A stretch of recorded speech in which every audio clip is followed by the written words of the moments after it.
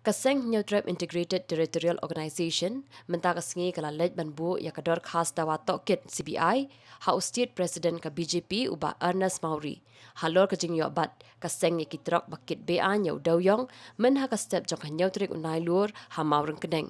Hadin ka jing ya kendo Presiden ka Hito usamla don bok dekar uloong baula yo ya kani ka jing pentikna ban nakaliang State President ka BJP unsara ya kani syaka sarkar pedeng bakan bishar. Uloong balada ka BJP kamla ban le AA kapaw ya ka jingkular ka balong kamkai. Bari uloong baka seng kala krensyai balada ka long kumta kamban si ban le ujor hi sya Home Minister bad amban si ban haban penpawru iki kerteng jong ki badan kiti haka high level. Nakalian jong ka seng HITO sungkene kumbangi laong menen ba mentar sing in le do yu presiden yang state yang BJP bahwa nyilawan ikan do bat nila ay kene ka Dorkhas habaya day bagan ni dawaya ka CBI inquiry bat ka enforcement director halor ki skandal ke bafer terus ka skandal hi kabnungkong ya ka bamentaw snem ni kran ya kene ka call scam lana ta ka duyong ka social welfare department rice scam sobhagya scam ISBT scam ka new assembly building scam ADC fund scam smart meter scam smart city scam scam in purchase use of police vehicles in the headquarters. They halor kini nila yakran bat nakaliang jong presiden jong ka BJP jong ka state jong makilaru ula ay ka commitment bun syengkya bun Phah no sedalhi bat in up kato kadni sngi dak hapo stayo te lada kani ka BJP kamla le ben le yeng tengingin meneng la de krani udo basai bangin wat ko appointment Home Ministry Affairs bangin kendo yo Menteri Perbari Amit Shah. Te ni don jingkermen baga nakalian ko BJP kan manra ya kata ka CV yang pwede bat ke ID bat kimdei rupan longkum tu selap kum Pyrthat Rkhiang ban syukudur hendrei selapat.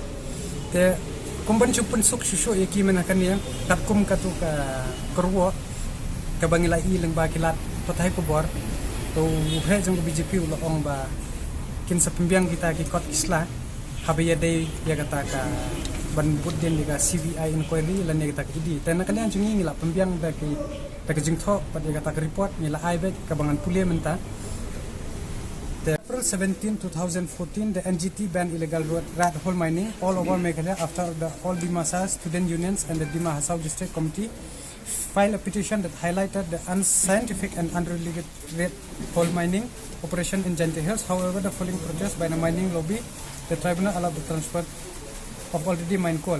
Kabaar kadai ka jingyap jong police inspector officer in charge Patarkma ha opos riboy Kaba was found mysteriously shot inside his official quarter in Patarkma on January 24, a day after detaining 32 coal-laden stock flying illegally on the Patarkma route.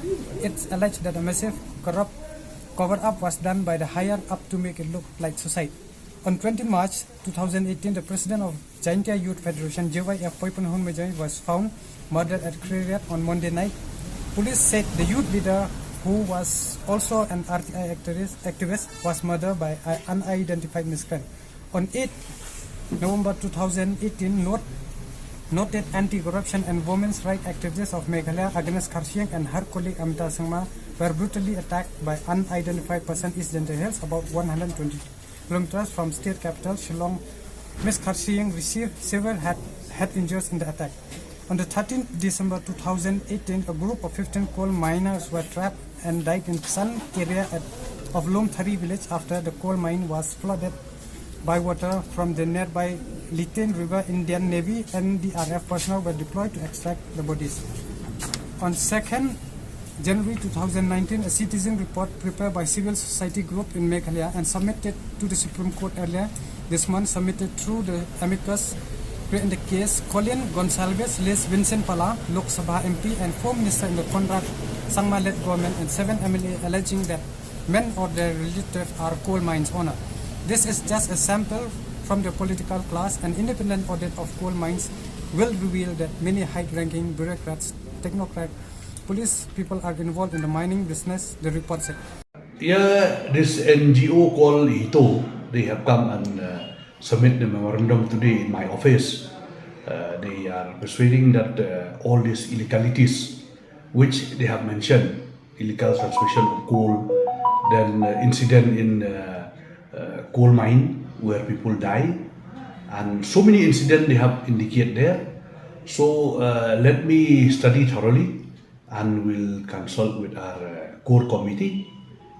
Then we will go ahead with that.